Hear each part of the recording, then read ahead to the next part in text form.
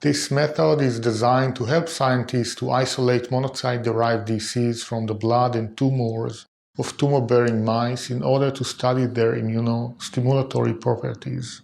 I think that the main advantage of this procedure compared to other methods is that the obtained monocyte-derived DCs better reflect their activation state in the tumor and blood.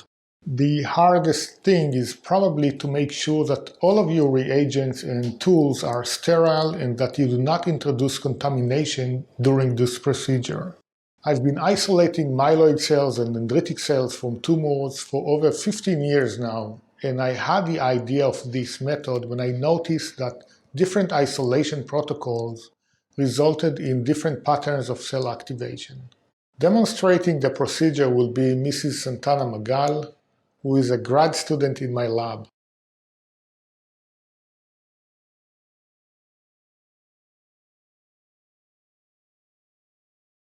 After euthanizing the mice using carbon dioxide inside a laminar flow hood, extract the tumors and place them in RPMI medium without fetal bovine serum. Then use surgery scissors to slice the tumor into small pieces. Transfer all of the tumor pieces from a single mouse to a 30 milliliter flat-bottom tube containing HBSS buffer supplemented with collagenase 4 and DNase 1 along with the magnetic stir bars. Incubate the tube with the tumor pieces on a shaker at 37 degrees Celsius with a magnetic stirrer inside at 200 to 400 revolutions per minute for 20 to